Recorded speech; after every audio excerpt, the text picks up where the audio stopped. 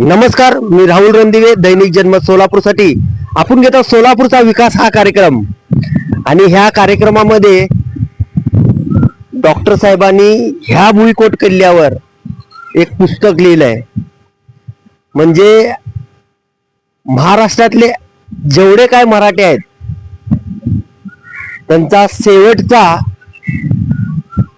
बालेकिल्ला आहे आणि मराठ्यांचं शेवटचा बलिस्थान असं पुस्तक लिहिलंय डॉक्टर साहेबांनी. आणि ते म्हणजे आपला भुईकोट किल्ला आहे. जागृत दाखवा किल्ल्यांना. हे आपला सोलापूरचा भुईकोट किल्ला आहे आणि आपण या किल्ल्यावर आलो.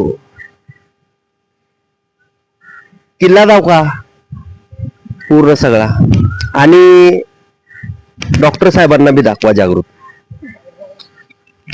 आपल्या बरोबर हे पुस्तक लिहिलेत. हे आपल्या सोलापूरचा विकास आहे, इतिहास आहे. आणि आपण थेट वर जाणार आहोत सरांना घेऊन. आणि ह्या वयात सुद्धा हे किल्ला चढा लागलेत. चला सर, चौकात जाऊ म्हणा. आपण चौकात जा. इकडे बी दाखवा जागृत, तिकडे बी दाखवा. म्हणजे हे आपल्या सोलापूरचा भुईकोट किल्ला आहे आणि ह्याचा इतिहास लिहिलेला आहे डॉक्टर साहेबांनी. आपण पूर्ण इतिहास आपण सांगणारच आहोत आणि डॉक्टर आपल्याला ऐकवणार आहेत त्या पुस्तकात काय काय लिहिलंय. हे आपल्या सोलापूरचा आहे. चौकास जागृत दाखवा, पूर्ण सगळं किल्ला दाखवा.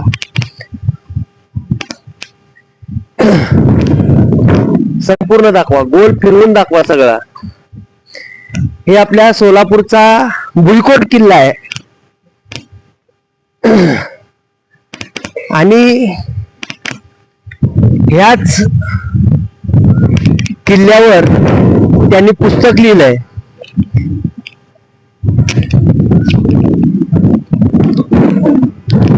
मराठ्यांचे अखेरचे बलस्थान असं पुस्तकाचं नाव आहे. नावातच एवढी धमक आहे की डॉक्टर साहेबांनी लिहिलंय. त्यांच्याबरोबर आपण चर्चा करणार आहोत की ते पुस्तकामध्ये काय काय लिहिलेलं आहे, काय नाही.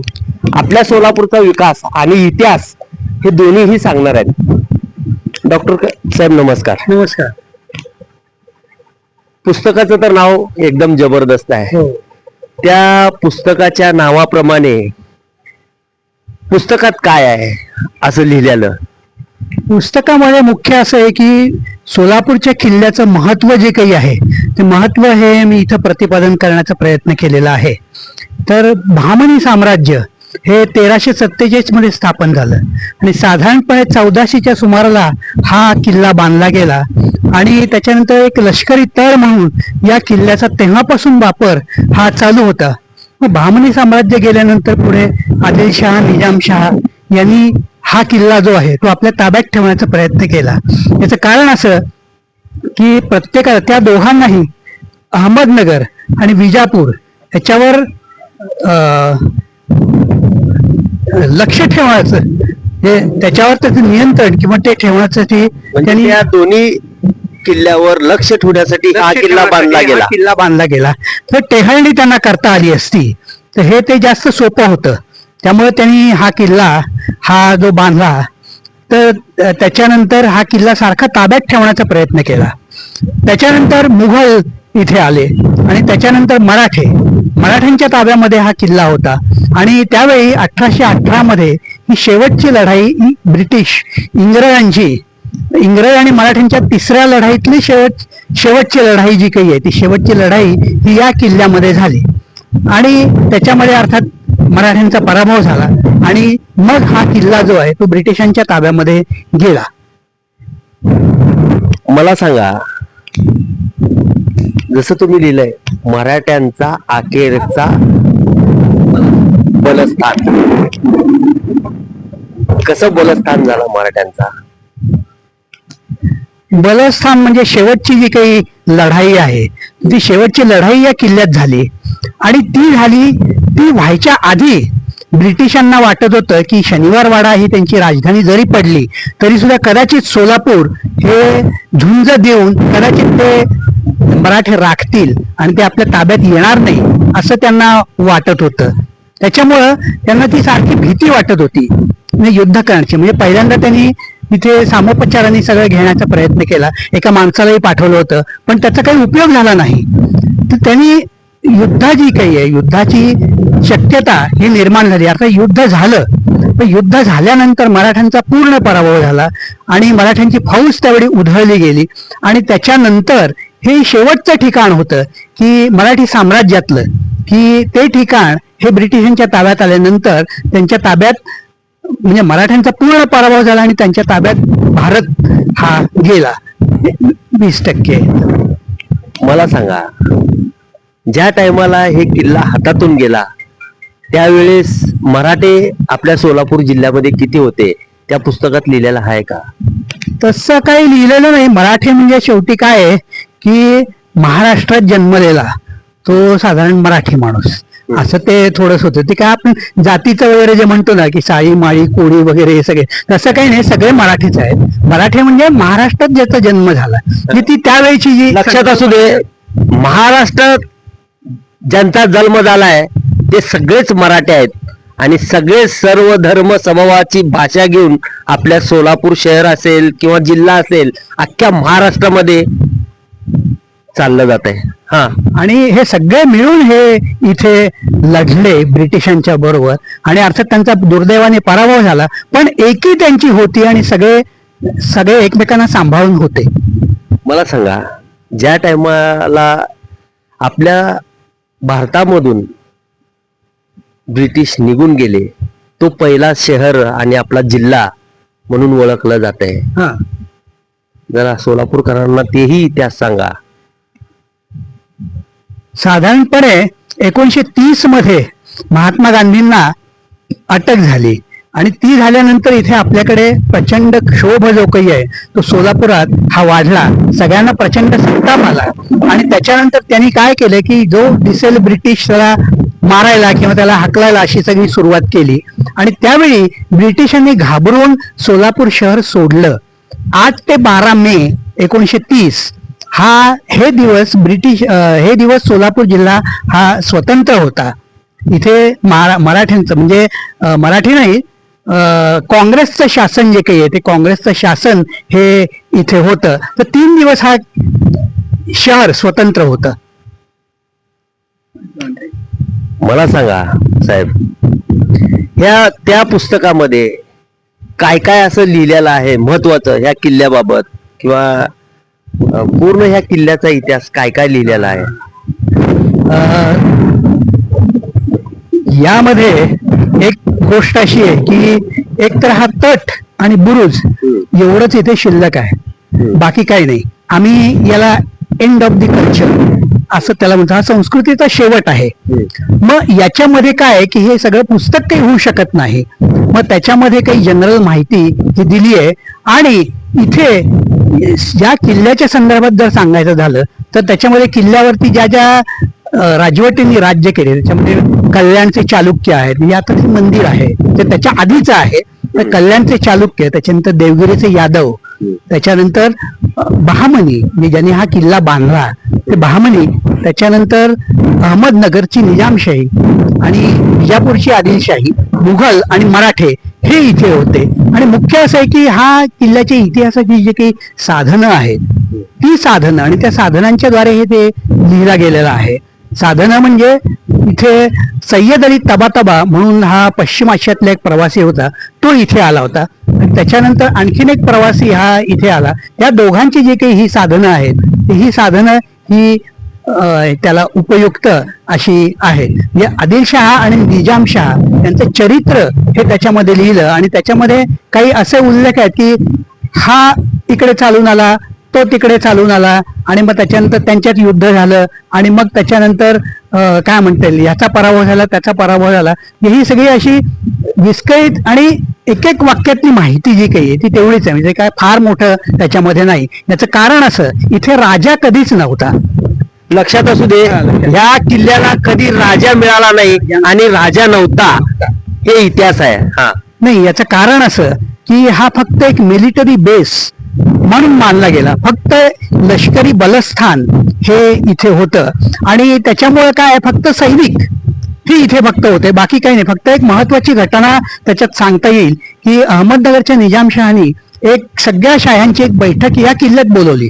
आणि ते कशासाठी, तर विजयनगरचं हिंदू साम्राज्य जे आहे ते हिंदू साम्राज्य हे बुडवण्यासाठी म्हणून. आणि सगळ्यांना बोलव, सगळे आले आणि त्याच्यामध्ये हा आदिलशहा हा अडून बसला. तो म्हणाला मला सोलापूरचा किल्ला दे, मग मी तुला मदत करतो. तो आधी नाही म्हणाला. तो म्हणाला चला मी चाललो, तू काय करायचं ते काय वाटेल ते कर. त्याला माहिती होतं की आदिलशहाच्या मदतीशिवाय आपल्याला काहीही करता येणार नाही, म्हणून त्याने शेवटी घे बाबा म्हणून तर त्याच्या ताब्यात तो हा किल्ला दिला. आणि मग हे सगळे इथून त्या तालीकोटला हे सगळे आपले सैन्य घेऊन गेले. साहेब मला सांगा, ज्या टायमाला हे किल्ला बांधला गेला, किती वर्ष लागलं हे किल्ला बांधायला? त्या पुस्तकात आहे का? तसं नाहीये काही किती वर्ष लागली असं काही नाही, पण साधारणपणे ते केव्हा बांधला वगैरे तर त्याचाही काही त्याच्यामध्ये म्हणजे स्पष्ट उल्लेख असे नाहीये. तर साधारणपणे 1400च्या सुमाराला हा बांधला गेला.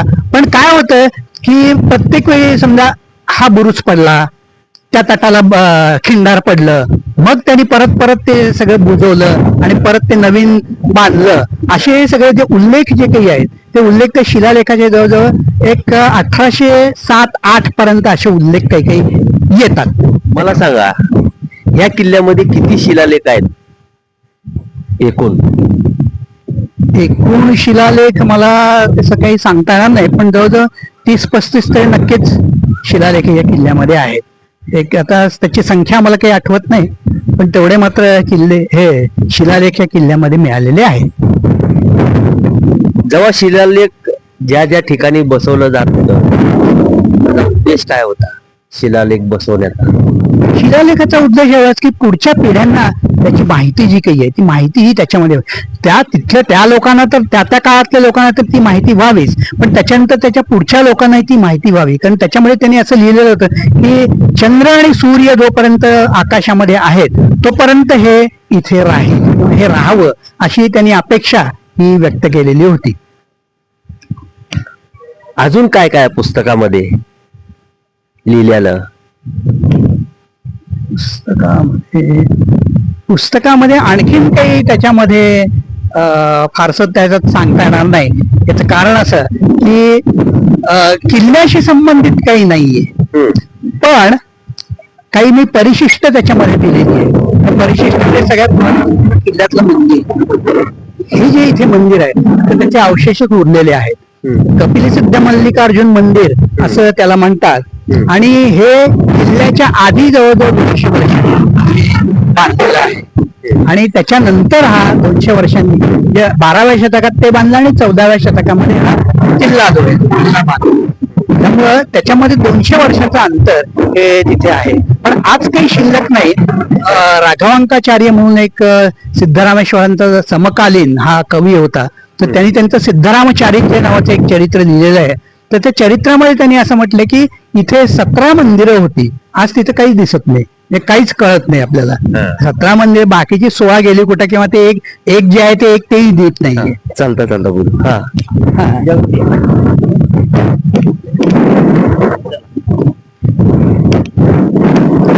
ही सगळी 17 मंदिरं होती आणि त्याच्यानंतर त्याच्यावर कलाकुसर ही महत्वाची ही त्याच्यामध्ये होती. पण आज सगळंच काही शिल्लक नाही, सगळंच त्याचं फुटलेलं आहे, सगळ्याच नष्ट मंदिर झालेलं आहे, तेव्हा आपल्याला काही कळत नाही त्याच्यामध्ये. सोलापूरकरांना काय सांगा, आपलं जे सोलापूर आहे इतिहास जिवंत ठेवण्यासाठी काय सांगाल?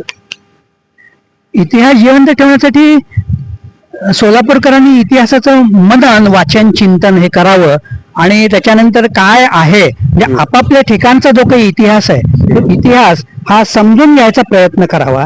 कारण होतं काय की आंतरराष्ट्रीय स्तरावरचा इतिहास म्हणजे समजा हडप्पा, मोहेंजोदडो आहे, त्याच्यानंतर आणखीन काही ठिकाणं आहेत, त्याच्यानंतर भारताचा इतिहास, महाराष्ट्राचा इतिहास, हे साधारणपणे त्याच्याबद्दलची माहिती ही सतत वाचली जाते, लक्षात ठेवली जाते. पण आपण सोलापूरचे असल्यामुळं स्थानिक इतिहास हा महत्वाचा आहे आणि आपण त्या दृष्टीनं हे सगळं लक्षात ठेवावं, पाहावं, वाचावं आणि त्याच्यामध्ये काही भर टाकण्याचाही प्रयत्न करावा. आपण डॉक्टर साहेबांना घेऊन वर गेलो आणि अख्ख्या आपल्या किल्ल्याची माहिती आणि मराठ्यांचं अखेरचा बलस्थान म्हणजे आपला भुईकोट किल्ला आहे सोलापूरचा, हे लक्षात असू दे. ह्यांनी पुस्तक लिहिलंय, त्या पुस्तकात सगळंच काय इतिहास सांगितलेला आहे, लिहिलेला आहे. असे आपले सोलापूरचे डॉक्टर आहेत आणि सगळे जणांनी आपल्या सोलापूरचा विकास व्हायला पाहिजे, इतिहास काय तर असायला पाहिजे असं वाटतंय बरं का. मी राहुल रणदिवे सह जागृत रणदिवे, सोलापूर न्यूज.